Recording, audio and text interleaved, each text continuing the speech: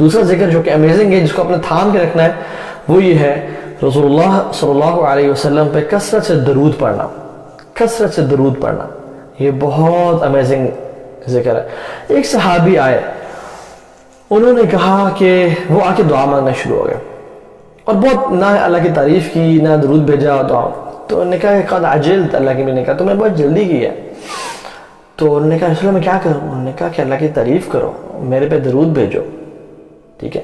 ایک اور واقعہ میں آتا ہے کہ ایک صحابی نے کہا کہ یا رسول اللہ کی نے کہا مجھ پہ درود بھیجو کچھ پورشن اپنی دعا کا، تو انہوں نے کہا رسول اللہ میں اپنی دعا کا 1/3 آپ پہ درود بھیجوں گا۔ اللہ کی نے کہا ان شپ، تمہاری مرضی ہے، فَإِن زِدْتَ فَهُوَ خَيْرٌ لَكَ، اگر تم زیادہ کرو گے تمہارے لیے مزید بہتر ہے۔ تو نے کہا رسول اللہ کہ میں اپنی دعا کا آدھا حصہ آپ پہ درود بھیجوں گا اور آدھا حصہ اپنی دعا مانگوں گا۔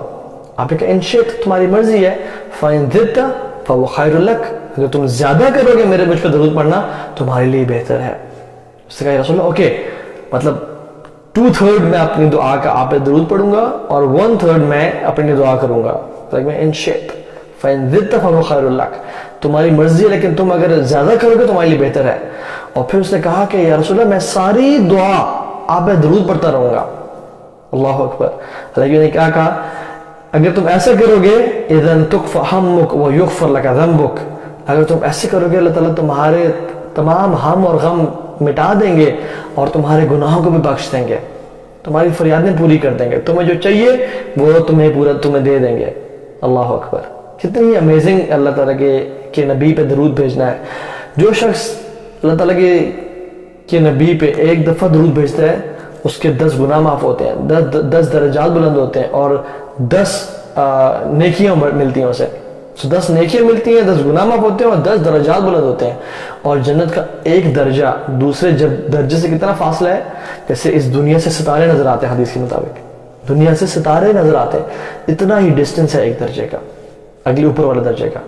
تو 10 درجات بلند ہوتے ہیں۔ اور اسپیشلی آج تو فرائیڈے کا دن تھا، تو فرائیڈے کے دن تو کثرت سے اللہ کے نبی پہ درود بھیجنا چاہیے، کیونکہ حدیث میں آتا ہے، ایک حدیث میں آتا ہے کہ اللہ تعالیٰ مجھ میں روح ڈالتے ہیں اور درود پڑھنے والے کا درود مجھ تک پہنچایا جاتا ہے۔ اللہ اکبر۔ اللہ کے نبی تک درود پڑھنے والے کا درود پہنچایا جاتا ہے۔ سبحان اللہ، کتنی امیزنگ بات ہے کہ اللہ کے نبی تک ہمارا اور آپ کا درود پہنچایا جائے، اس سے امیزنگ بات کیا ہو سکتی ہے۔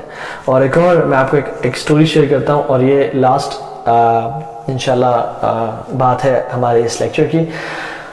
شیخ صالح المغیثمی ہیں، سعودی عرب کے ہیں، بہت فیمس شیخ ہیں، بہت فیمس داعی ہیں، اور بہت زبردست وعظ و نصیحت کرتے ہیں، بہت ان کا نرم دل ہے، روح پڑتے ہیں بہت زیادہ۔ تو وہ خود واقعہ بتا رہے تھے کہ میری ہارٹ کا بائی پاس ہونا تھا اور مجھے بڑی ٹینشن تھی اور بڑی، تو خیر میں نے ڈفرینٹ چیک اپس کرا کے ہاسپٹل لے جایا گیا اور میں نے انشاءاللہ اللہ پہ توکل کیا کہ ٹھیک ہو جائے گا۔ تو جب انہوں نے ہارٹ سرجری کا بائی پاس کر دیا تو سٹیچز لگا دیے، اور پھر جب ڈاکٹرز آئے تو الحمدللہ اٹ واز آل گڈ۔ لیکن کچھ دیر بعد آہستہ آہستہ ایک ڈاکٹر آئے، دوسرے آئے، تیسرے آئے، چوتھے آئے، پانچویں، اور کافی سارے ڈاکٹر جو ٹاپ کے تھے وہ میرے اوپر کھڑے ہو گئے اور مجھے آبزرو کر رہے تھے، دیکھ رہے تھے۔ تو مجھے ان کے چہرے پہ پریشانی کے اثرات نظر آئے اور میں نے دیکھا کہ یہ تو کچھ حالات خراب ہے۔ تو میں نے ان سے پوچھا کہ کیا معاملات؟ تو انہوں نے کہا کہ آپ کے اس کو دوبارہ کھولنا پڑے گا اور دوبارہ ہمیں سرجری کرنی پڑے گی، بیکاز دیر سم پرابلم، میں بھی کوئی خون واپس گردش نہیں کر رہا جس سے کرنا چاہیے تھا، اور ساری بات۔ تو کہتے ہیں کہ پہلے تو میں پریشان تھا لیکن اب تو میری پریشانی مزید بڑھ گئی کہ اس سٹیچز کو دوبارہ کھول کے اور دوبارہ سے ری سرجری کرنی پڑے گی۔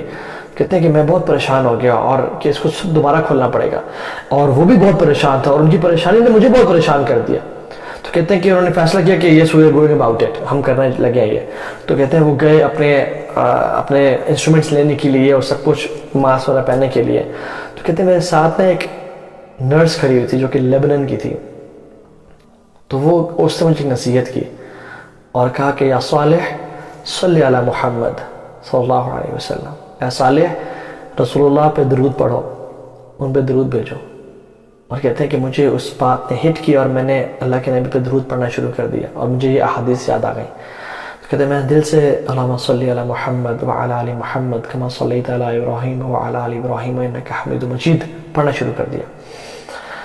کہتے میں پڑھتا رہا حتیٰ کہ ڈاکٹرز دوبارہ آئے سرجری کرنے کے لیے، ری آپریٹ کرنے کے لیے، تو رپورٹس جو فائنل رپورٹس ہوتی ہیں وہ دیکھیں تو وہ حیران اور پریشان ہو گئے، اور وہ دوبارہ سے ریکنسیڈر کرنے لگے.